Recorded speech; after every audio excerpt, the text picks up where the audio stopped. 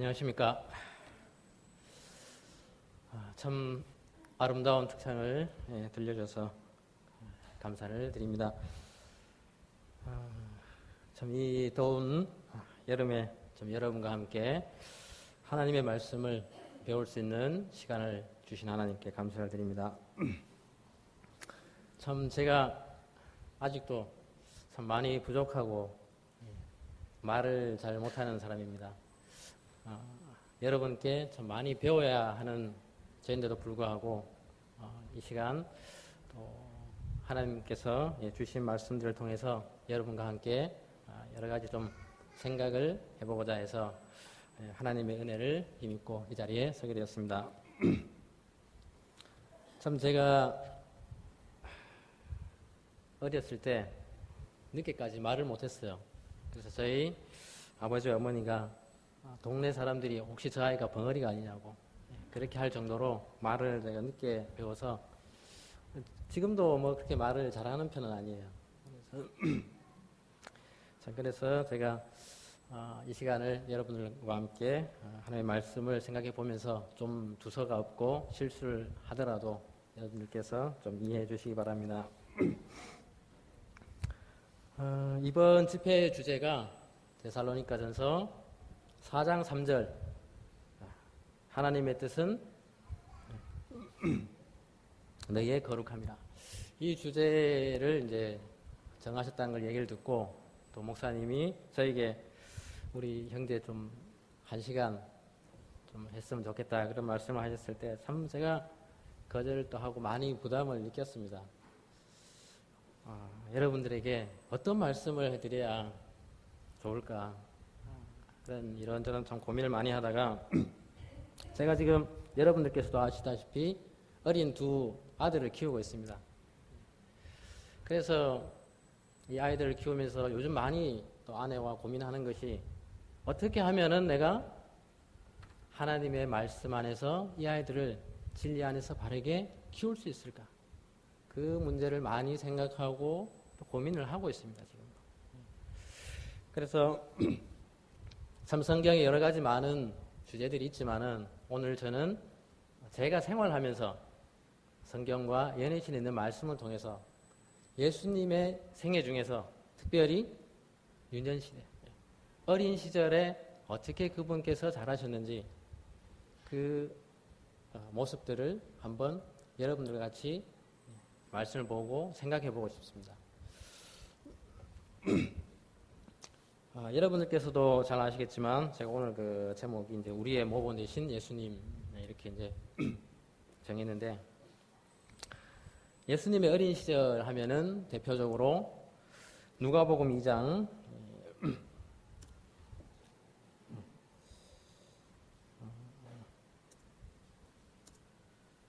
제가 이 뭐죠 파워포인트도 처음 쓰기 때문에 아직 좀 서투릅니다. 우리 뒤에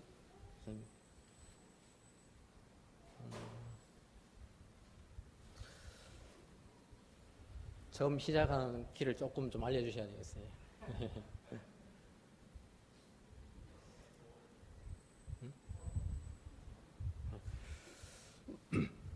참 배워도 끝이 없는 것 같아요.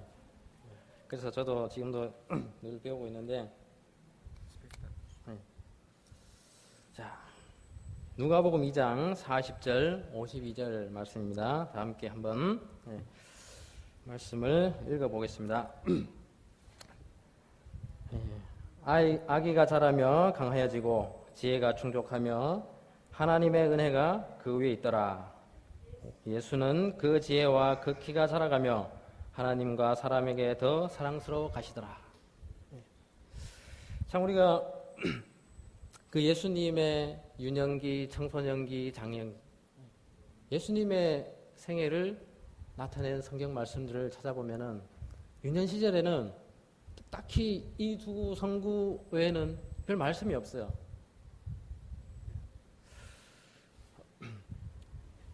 예수님이 그 공생에 들어가시기 전에 이제 30세 되는 나이까지 그분께서 부모님 밑에서 맡은 일을 충실히 이제 하시면서 그 하나님의 그 사업을 위한 하나님께서 자기에게 맡기신 그 일을 하기 위한 준비를 한 것을 우리가 볼 수가 있는데 성경 말씀에는 뭐 이 두 구절밖에 없지만은 예언신 말씀에는 그나마 조금 더 소상하게 나와 있어요. 그렇지만 우리가 예수님의 유년기에 관해서 짧은 말씀밖에 없다고 해가지고 결코 가볍게 생각할 것이 아니라는 거예요. 자, 시대 소망 68페이지에 이제 주로 제가 예수님의 유년 시대에 관해서 말씀을 찾다 보니까 시대 소망 제일 첫 장에 좀 짤막하지만은 예수님의 유년 시대에 대해서 짧은 말씀 가운데서도 아주 함축된 의미로 설명을 하시고 있어요. 시대 소망 68페이지에 있는 말씀인데요. 그의 초기 생애에 관한 간단한 기록은 실로 의미심장하다. 아이가 자라며 강하여지고 지혜가 충족하며 하나님의 은혜가 그 위에 있더라. 예수께서는 당신의 아버지의 얼굴에서 비치는 햇빛 아래서 그 지혜와 그 키가 자라가며 하나님과 사람에게 더 사랑스러워 가셨다. 그는 정신이 미남하고 통찰력이 있었으며 나이에 비하여 생각이 깊고 지혜가 있었다. 그러면서도 그의 품성에는 균형 잡힌 아름다움이 있었다. 그의 마음과 육체는 아이의 성장 법칙에 따라 점점 발육하였다. 이제 말씀을 주시고 있는데 자, 예수님의 초기 생애는 비록 간단한 기록이지만은 그 기록에 의미심장 의미들이 있다. 자, 우리의 자녀들이 귀여운 일을 할 때 어떻게 해요? 저 자식이 내 눈에 넣어도 아깝지 않다는 그런 표현을 써요. 예수님께서 어땠다는 거예요? 하나님 아버지와 육신의 부모인 요셉과 마리아의 눈에 어떻게 보였다는 거예요?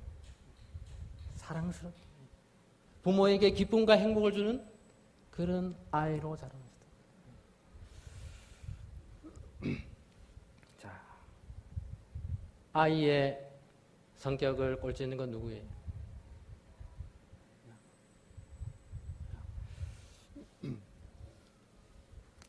그 다음에 이제 말씀을 보면은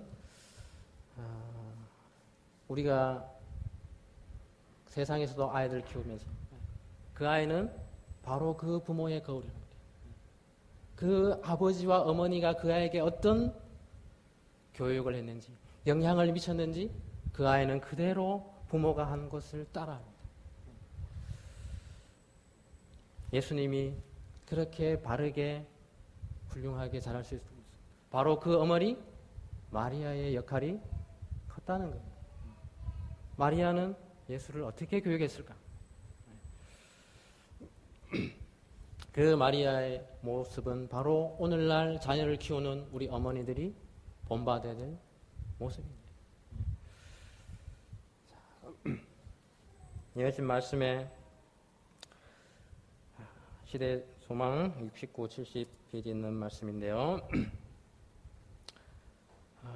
그녀는 성령을 통하여 하나님만을 그의 아버지라고 주장할 수 있는 이 아이를 양육하는 일에 하늘 천사들과 협력하기 위한 지혜를 받았다. 자, 이 말씀에 보면은 성령을 통해서 바로 사람의 지혜가 아닌 하나님께로부터 오는 지혜를 구했다는 거예요. 그런데 슬프게도 오늘날 우리는 우리 아이들을 기억하기 위해서 하늘의 지혜를 구하는 대신에 먼저 자기 자신의 다른 사람의 지식을 구해 좋은 선생님을 찾아갑니다. 그렇지만 그 결과는 우리가 알고 있는 바대로 사람의 교육을 받았을 때 많은 슬픈 잘못된 길로 나가는 그런 자녀들을 보게 됩니다.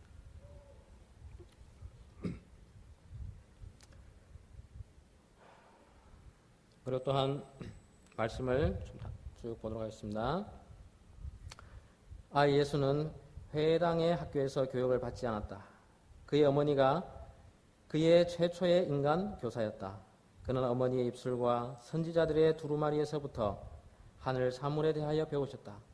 그가 친히 이스라엘을 위하여 모세에게 말씀하셨던 바로 그 말씀을 이제는 그의 어머니의 무릎에 앉아서 배우셨다. 유년기로부터 소년기로 자라나실 때에도 그는 랍비의 학교를 찾지 않으셨다. 이와 같은 사람들로부터 얻는 교육이 그에게는 필요하지 않았는데 이는 하나님이 바로 그의 교사이셨기 때문이다.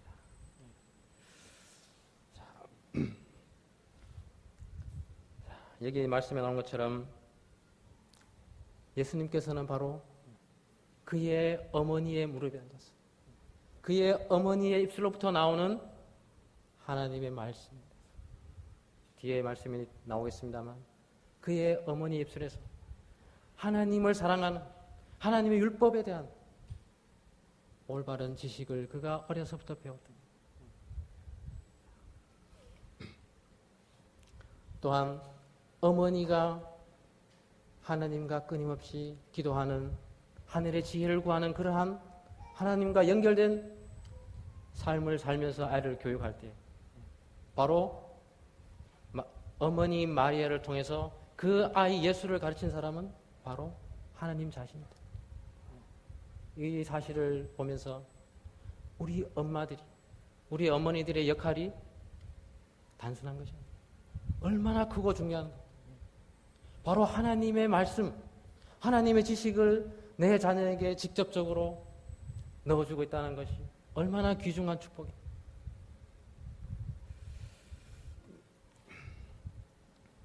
자, 우리가 또한 왜 예수님의 어린 시절에 그렇게 관심을 많이 가져야 될까?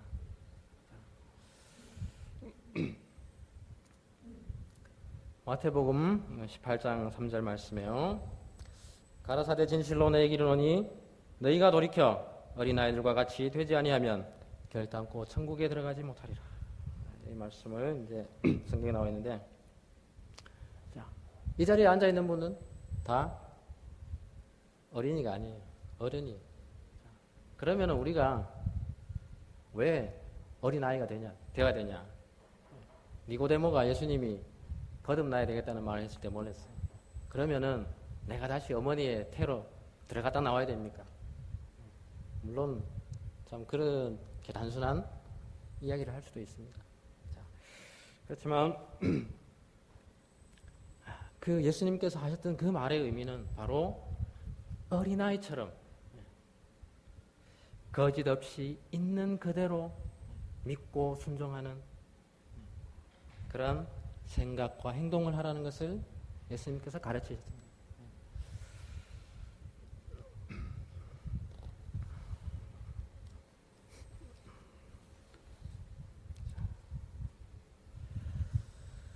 우리가 참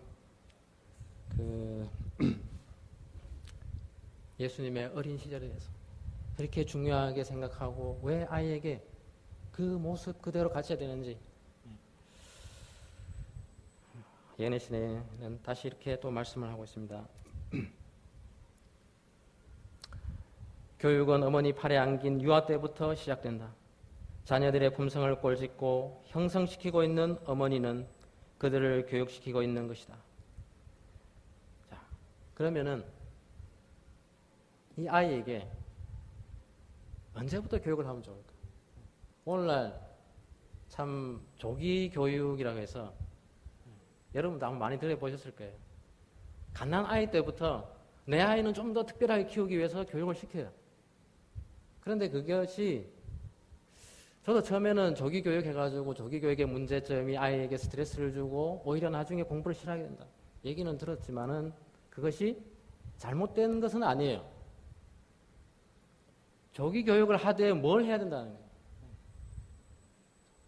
오늘날 여러분들께서 교과에서도 배우셨지만 사단은 하나님이 하는 방법과 똑같은 것을 흉내내기를 좋아해요. 바로 어린아이에게, 어린아이가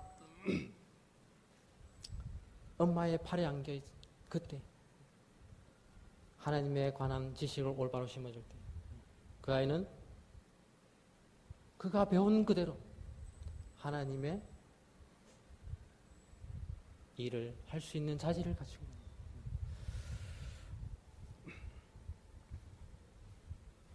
그렇지만 오늘날 참 조기교육을 통해서 하나님의 교육이 아닌 잡다한 사람의 생각과 이론을 집어넣다 보니까 아이들이 그냥 아주 이상한 아이들이 되고 있어요. 부모님 말을 듣는 것을 그냥 무시하는 걸 당연한 것처럼 존경도 모르고 순종도 모르고 자기 자신만 아는 그런 소위 괴물 같은 아이들로 변하는 것을 우리는 볼 수가 있어요. 그것이 바로 누구에게로부터 온 교육을 받았느냐? 다른 결과예요. 하늘에서 온 교육이냐? 그렇지 않으면 사단에게서 온 교육. 그 교육의 결과로 우리의 자녀들이 지금 현재 그들의 행동으로서 나타내고 있습니다.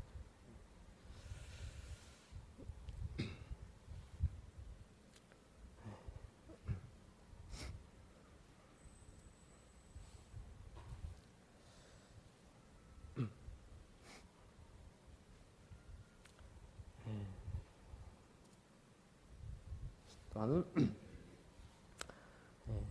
시대 소망 69페이지에 있는 말씀을 보면요. 주께서는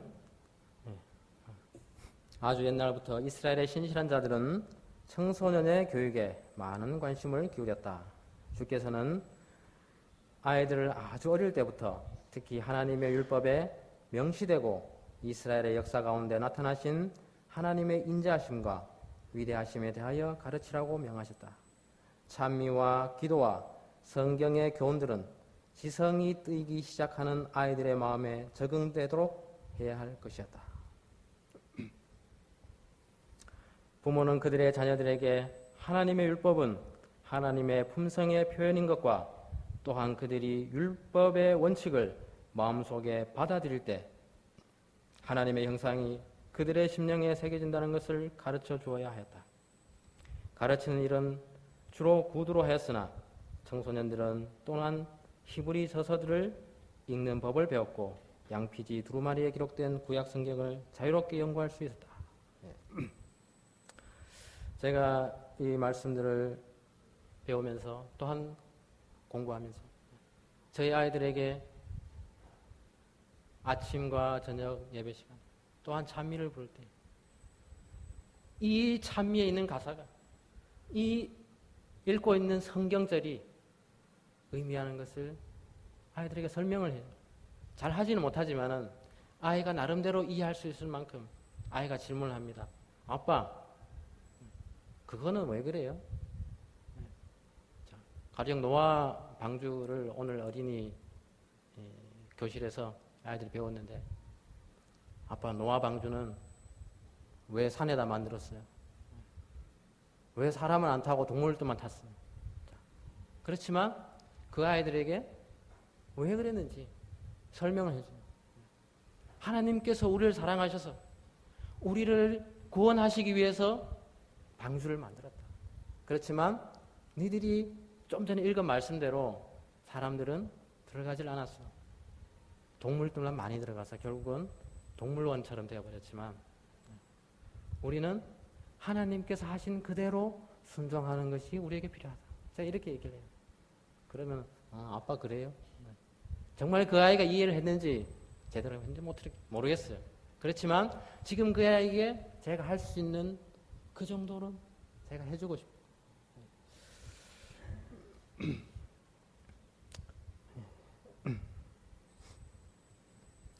그리고 우리가 우리의 집에서 우리의 엄마들이 가사일을 할 때 그냥 무심코 부르는 찬미. 근데 재미있는 거는 엄마가 그렇게 찬미를 하면은 그 아이들이 어느 날 보면은 아이들도 놀다가 엄마가 부르는 찬미를 따라요. 물론 아빠도 아이들과 함께 여러 시간을 같이 해주고 아이들에게 찬미를 같이 불러주면 좋겠지만은 아빠들은 또 이제 밖에 나가서 일을 해야 되기 때문에 아이들이 거의 많은 시간을 어머니와 함께 있어요. 그래서 어머니의 영향을 많이 받아요.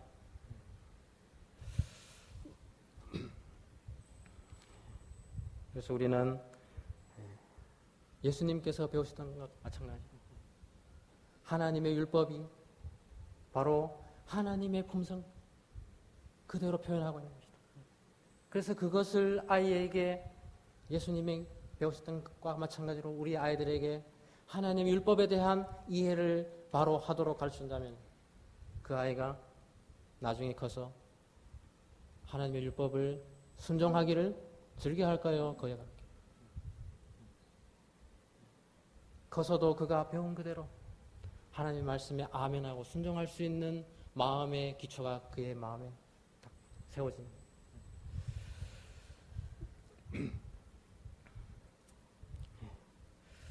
그리고 교육은 가정에서 시작된다는 이제 말씀인데요. 어린이의 교육은 가정에서 먼저 시작되어야 한다. 이곳이 그의 최초의 학교이다. 이곳에서 그는 부모를 교사로 모시고 그를 평생토록 인도하여 줄 공과 곧 존경과 순종과 공경과 자제의 공과를 배워야 한다. 가정에서 끼치는 교육의 가마는 선이나 악을 위한 결정적인 힘이 된다. 그것은 많은 점에서 정적이며 점진적이나 만일 올바른 면에서 끼쳐진다면 진리와 의를 위한 원대한 능력이 된다. 만일 아동이 이곳에서 올바르게 교육되지 않으면 사단이 그의 택한 대리자들을 통하여 그를 교육시킬 것이다. 그러므로 가정의 학교는 얼마나 중요한가. 제가 이 말씀을 보면서 참 충격을 받았어요. 우리가 우리의 자녀들을 교육하는 것을 등한히 하면은 세상에 다른 방법은 없어요. 사단이 그의 대리자를 통해서 우리의 자녀들을 교육시키려 합니다. 저도 저희 아이가 원래 초등학교 들어갈 나이가 됐어요. 그래서 학교에서 연락이 왔어요. 제가 아이를 데리고 학교에 가서 저희 아이는 하나님을 믿는 신앙으로 하나님의 말씀을 이 아이에게 가르치기 위해서 학교에 보내지 못할 것 같습니다. 그러니까 처음에는 좀 이상하게 생각하시더라고요. 그런데 교장 선생님이 참 좋은 생각을 하셨다고. 물론 학교에 보내면 좋겠지만은 아버지 어머니께서 그러한 결심을 하셨다면은 가정에서 한번 잘 해보십시오. 이렇게 격려의 말을 또 하시더라고요.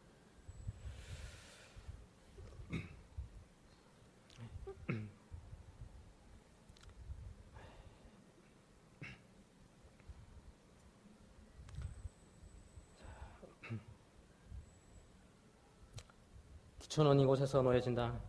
자녀들에게 육체적, 정신적, 영적 교훈을 줄 의무가 모든 부모들에게 지워져 있다. 자녀의 품성을 균형지고 조화되게 해주는 것이 모든 부모의 목적이 되어야 한다. 이것은 사소하거나 하찮은 일이 아니요 인내력 있고 참을성 있는 노력과 그에 못지않은 진지한 생각과 기도가 요구되는 사업이다. 우리가 하나님의 사업을 한다. 하나님의 일을 한다고 많은 기도와 노력을 하지만 우리의 자녀를 교육하는 일이 결코 작은 일이 아닙니다. 그것이 우리의 목적. 우리의 자녀를 하나님 안에서 올바르게 키우는 것이 바로 우리의 목적 가운데 하나가 됩니다. 이것을 바로 첫째로 자녀가 있는 가정에서는 첫째로 둬야 된다. 그 일에는 많은 노력과 또한 열성과 기도가 필요합니다. 기도 없이는 이것은 결코 이루어질 수가 없어요. 마리아가 우리가 성경에 나와 있지는 않지만 얼마나 그 아이를 그가 천사가 나타나서 내가 성령으로부터 너에게 하나님의 아들이 잉태되겠다는 말을 들었을 때부터 그가 얼마나 부담이 있었겠어요. 정말 많은 시간을 기도를 했을 거예요. 하나님 나에게 주신 이 생명, 이 아들을 정말 하나님의 뜻대로 키울 수 있게 달라고 그가 많은 기도를 했을 거예요.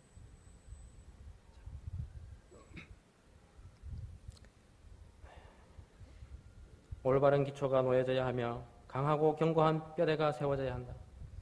그리고 매일매일 건설하고 닦고 완전하게 하는 사업이 추진되어야 한다.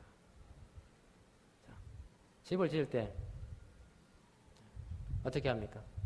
큰 고층 건물을 세우기 위해서 밑에 기초를 얼마나 튼튼하게 합니까? 수십 톤의 콘크리트가 거기에 들어가게 됩니다. 그만큼 기초를 튼튼하게 해야만 그 건물이 나중에 100층, 150층까지 올라가서 큰 비바람이나 태풍이 왔을 때 쓰러지질 않아요. 우리의 자녀들도 마찬가지예요. 어려서 그들의 기초를, 그들의 성격을 형성하는 그 시기에 잘 해주지 않으면, 올바른 길로 인도해주지 않으면 그 아이는 그냥 기초가 약한 빌딩이 그냥 쉽게 무너지는 것과 마찬가지예요. 그 아이는 쉽게 파도에 휩쓸려 갑니다.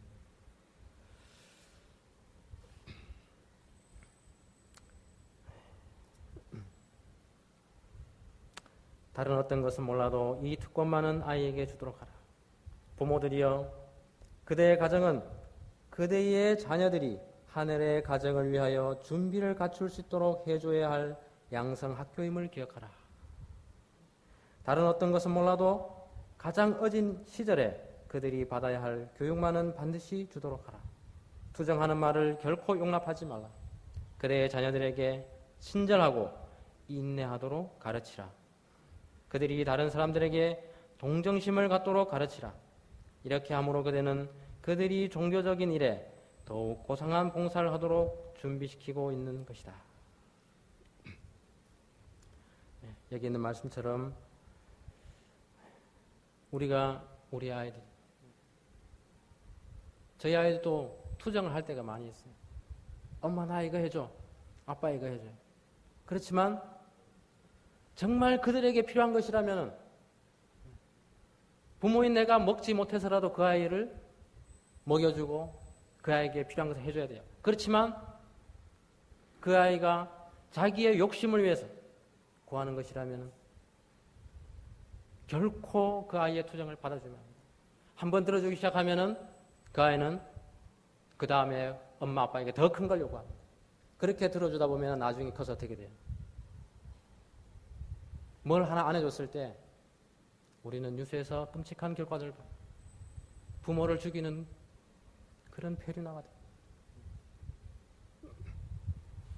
그러니까 우리가 어린 자녀들에게 부모에게 공경하는 것과 마찬가지로 주위의 어른들에게, 다른 사람들에게도 선을 행하는 그러한 동정심과 같은 모범을 보여줘야 됩니다. 부모가 어려운 사람을 도와주고 하는 그런 것을 봤을 때 아이들이 은연중에 어려운 사람은 도와주어야 되겠다는 것을 자연스럽게 배웁니다. 그런데 오늘날 세상은 어때요? 심지어 아픈 사람이 길에 쓰러져 있어도 혹시 도와주고 자기에게 무슨 해가 올까봐 그냥 지나가는 슬픈 세상이 되어버렸어요. 아직까지 한국은 그나마 좀 인정이 좀 남아있는지 모르겠습니다. 세계에서 가장 안 좋은 나라로 뉴스에 보니까 중국이라고 해요. 좀 죄송합니다만 중국에는 어떤 사람이 사고를 당해서 쓰러졌어요. 그냥 지나가 버려요. 그러면 그 사람은 사람 못 만나면 어떻게 돼요? 죽어요. 그래서 우리는 끊임없이 예수님이 하셨던 것과 마찬가지로 남을 돌봐주는 그러한 것을 연습을 해야 되는 거예요. 부모들이 그러한 모습을 어린 자녀들에게 끊임없이 가르쳐줘야 될 필요가 있다는 것입니다.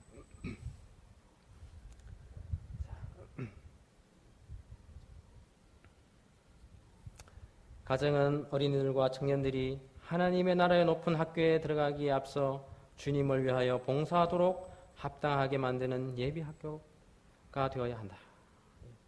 바로 가정은 우리의 어린 자녀들이, 결국은 우리와 우리의 자녀들이 바라는 것이 뭐예요?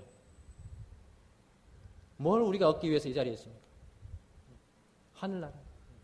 우리는 또한 항상 배우고 있는 학생들이에요. 하늘나라에 있는 학교에 가서 배워야 되는데 그 학교에 들어가기 위한 예비 학교가 바로 우리의 가정이다.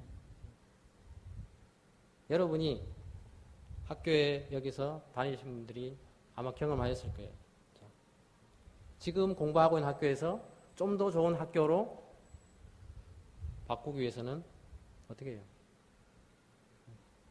사전에 좀 공부를 열심히 하고 연습을 해야만 그 학교에 가서도 금방 적응을 할 수가 있어요. 아무런 준비 없이 그냥 평범한 수준으로 공부를 하다가 레벨이 높은 학교로 갔습니다. 그러면 그 아이가 쉽게 지치고 포기를 해요. 나는 할 수 없어. 이렇게. 그래서 우리는 그러한 실수를 하지 않기 위해서 이 지상에서 우리가 몸담고 있는 이 가정에서 우리의 자녀들을 하늘나라에 데려가기 위해서 하늘나라에 있는 학교에 입학시키기 위해서 우리는 우리의 자녀들을 교육해야 된다.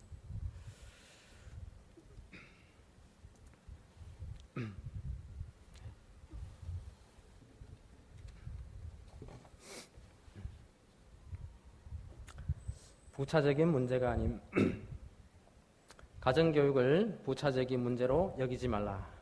가정교육은 모든 참교육에서 으뜸가는 자리를 차지한다. 아버지와 어머니는 그들의 자녀들의 정신을 형성하는 일을 위탁받았다. 제가 참 이 말씀을 보면서 말씀을 볼 때마다 점점 더 마음이 무거워져요. 여러분들에게 주신 자녀가 바로 하나님께서 어떻게 하신 거예요? 위탁. 맡겨주신 거라는 거예요.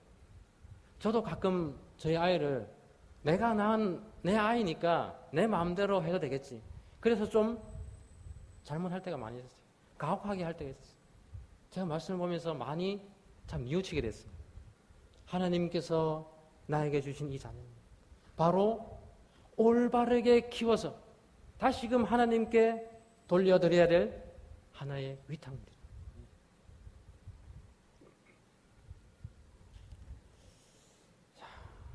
그 밑에 말씀이 잔가지가 구분 대로 나무가 기울어진다. 그 말은 얼마나 놀라운 격언인가. 이 격언이 우리 자녀들의 교육에 적용되어야 한다. 부모들이여, 그대들은 자녀들이 가장 어릴 때부터 그들을 교육하는 일이 신성한 위탁으로서 그대들에게 맡겨졌다는 것을 명심하겠는가. 이 어린 나무들은 주님의 정원에 옮겨 심겨질 수 있도록 세심한 훈련을 받아야 한다. 가정교육을 결코 등한히 해서는 안 된다. 그것을 소홀히 하는 자들은 종교적인 의무를 등한히 하는 것이다. 참 저도 이 김천교회에 소속이 되어 있고 또한 개혁운동에 몸담고 교회의 일원이라고 하지만 내 자녀를 제대로 교육시키지 못한다면 나는 진정한 교인이 아니라, 진정한 그리스도인이 아니라, 우리가 하나님께서 우리에게 맡겨주신 그 자녀들을 올바로 교육하는 것이 바로 우리가 참된 그리스도인의 도리를 다하는 것이다.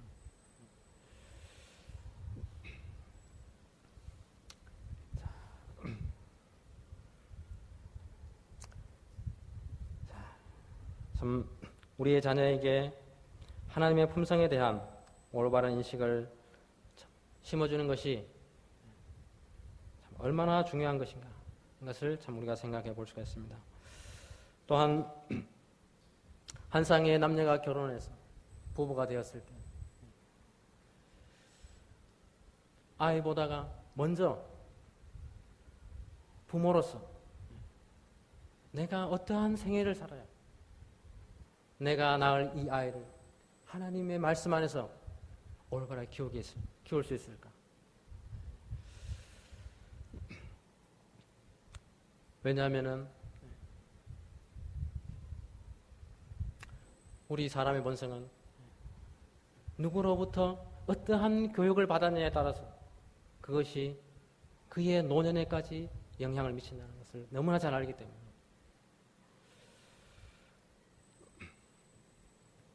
참 불행하게도 우리의 조상 아담과 하와가 죄를 지음으로 인해서 어떻게 됐어요?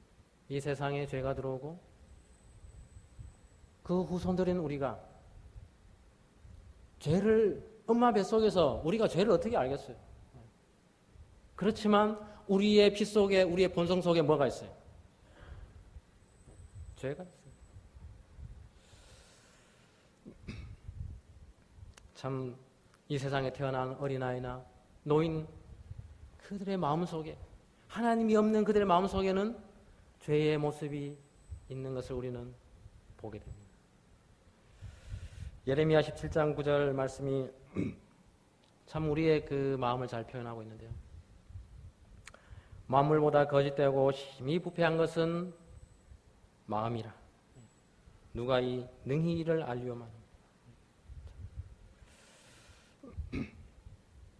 물론 사람들 중에 참 천성적으로 저 사람은 착하다 이런 사람도 있어요. 그렇지만 하나님이 그 마음에 없는 사람들은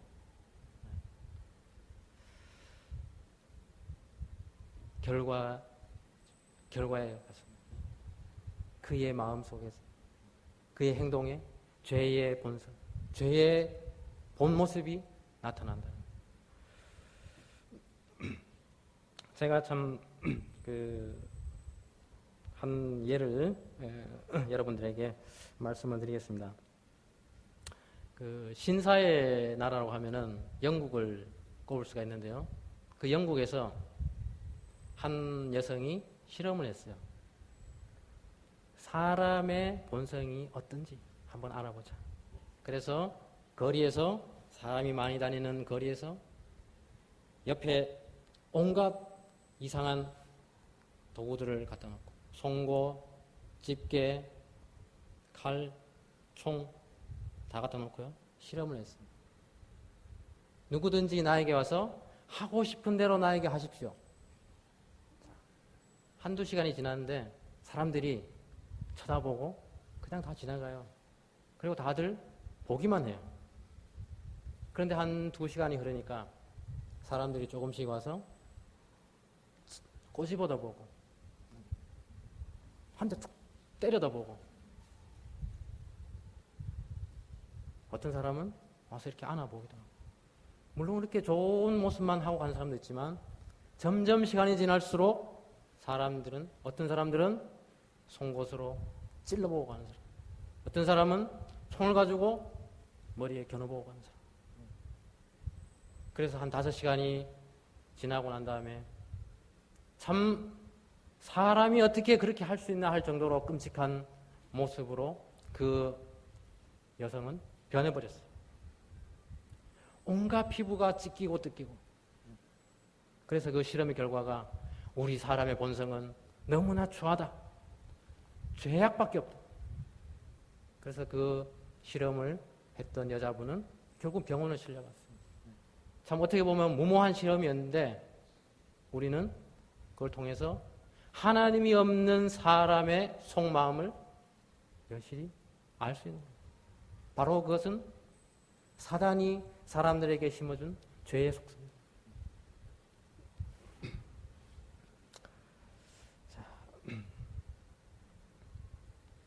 그래서 우리는 우리의 자녀들에게 왜 어려서부터, 아이 때부터 그 아이의 마음에 예수님의 형상을 심어줘야 되는지, 우리는 그러한 것을 보면서 그것을 느낄 수가 있습니다.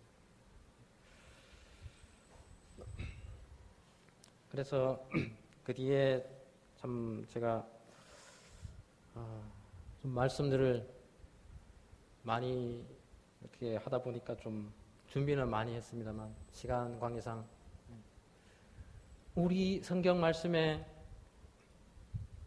쭉 나오고 있습니다만 디모데 후서에 특히 이 마지막 때에 우리 사람들이 어떠냐, 하나님이 없는 사람의 마음 상태가 어떠냐, 제가 일일이 읽지는 않겠습니다. 사람들이 참 오늘날 최고로 꼽는 게 뭐냐면 돈을 너무 사랑해요. 돈이면 최고인 줄 알아요. 돈이면 다 되는 줄 알아요. 그리고 자랑하기를 좋아합니다. 교만하고, 그리고 또 많이 모여지는 게 가슴 아픈 일이지만 부모를 거역하는 일. 참 누구 어떤 며느리가 아픈 시어머니를 몇 년 동안 수발을 해서 교부상을 받았다. 옛날 이야기가 돼버렸어요. 그런 것은 요즘 아이들이 동화책에서나 찾아보는 그런 이야기가 되고 있어요. 슬픈 일. 그리고 감사치 않아. 무슨 좋은 일을 해줘도 고맙다는 이야기 듣기 힘들어요. 그러한 마음, 그러한 모습들이 우리들 가운데도 있는지 모르겠어요. 그렇다면은 우리는 내 어린 자녀들을 위해서라도, 하늘을 얻기 위해서, 내 자녀를 위해서라도 그러한 육신적인 것들은 내가 어떻게 해야 된다는 거예요? 과감히 버려야 된다. 좀 말씀을 건너뛰도록 하겠습니다. 빌립보서 3장 7절 말씀에 그러나 무엇이든지 내게 유익하던 것을 내가 그리스도를 위하여 다 해로 여길 뿐더러 8절에 또한 모든 것을 해로 여기면 내 주 그리스도 예수를 아는 지식이 가장 고상함을 인함이라. 내가 그를 위하여 모든 것을 잃어버리고 배설물로 여기면 그리스도를 얻고.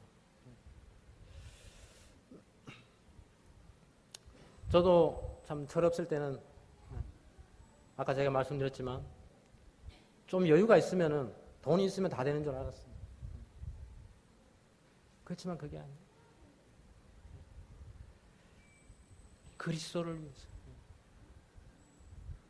그런 것을 내가 다 버릴, 내가 가지고 있는, 내가 아끼는 모든 것을 다 버리고 우리가 마지막으로 간단하고 작은 게 아니에요. 제일 큰 거예요. 어떻게 보면 뭘 얻는다고? 그리스도를 얻기 위해서. 그리스도를 얻는데 내가 아까워해야 될 것이 그 무엇이겠어요?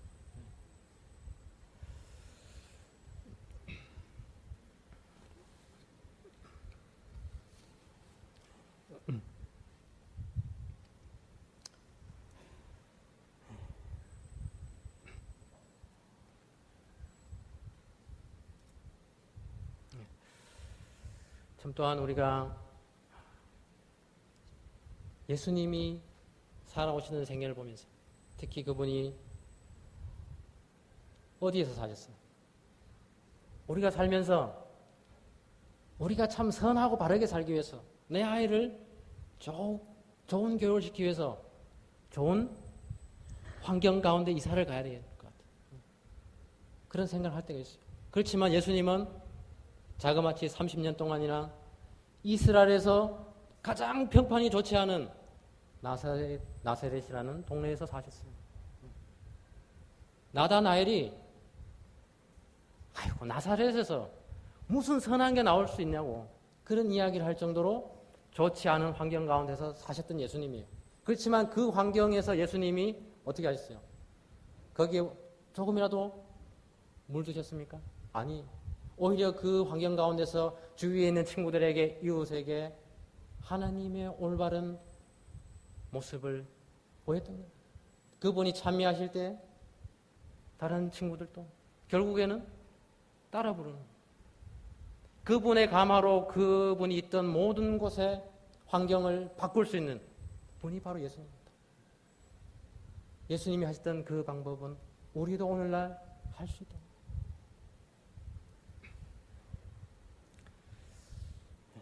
그래서 우리가 그러한 우리가 육신적인 것을 버리고 우리가 얻어야 될 것은 바로 영원한 하늘과 영생이다. 제가 우리가 무엇을 얻어야 될지 말씀을 준비했습니다만 여러분들께서도 또 집회를 통해서 배우셨고 또 듣고 또 내일부터 또 여러 좋은 말씀을 듣기 때문에 제가 지금 찾지는 않겠습니다. 오늘 이 자리에 참 복 이야기를 많이 하시는 집사님이 오늘 아직 안 오신 것 같은데 우리 공제 이한선 집사님이 김천에 계실 때부터 복 얘기를 많이 하세요. 들어가도 복을 받고 나가도 복을 받고 하나님께서는 우리에게 복을 주시기를 기뻐하시고 기다리시고 있다. 그런데 우리는 그 복을 구하기를 주저하는 거예요.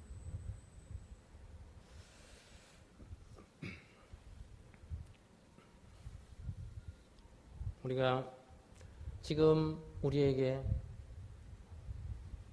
아직까지 우리는 어떤 생각을 하고 있어요? 안전하다, 평안하다. 예수님은 조금 더 있다 오실 거예요.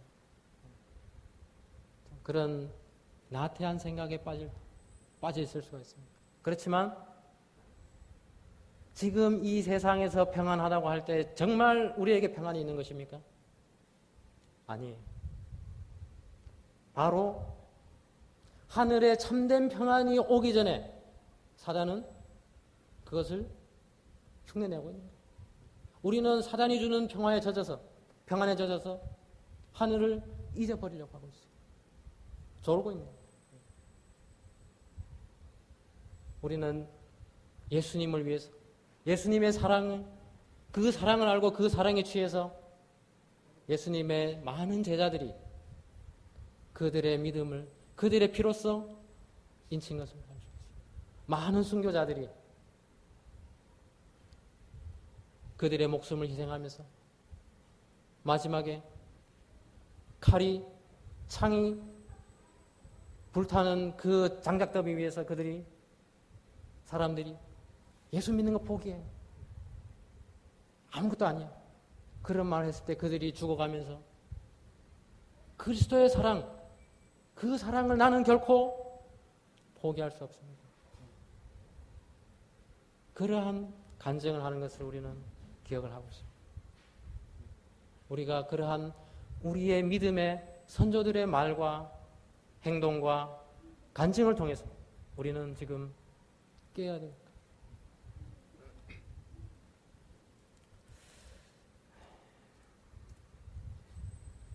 제가 말씀을 드리면서 우리가 그리스도를 위해서 설마 우리에게 죽음, 고통, 환난이 닥쳐올지라도 예수님께서 우리를 위하여 다시 오시는 그때 주님의 저 영광스러운 재림의 광경을 우리는 서서 두려워서 숨는 사람이 아니에요. 어서 오십시오. 내가 예수님을 기다렸습니다. 나와 내 아내와 내 아이가 예수님을 너무나 보고 싶었습니다. 라고 하면서 반갑게 맞이할 수 있는 그런 여러분과 제가 되길 바라면서 이 시간 말씀을 드리도록 하겠습니다.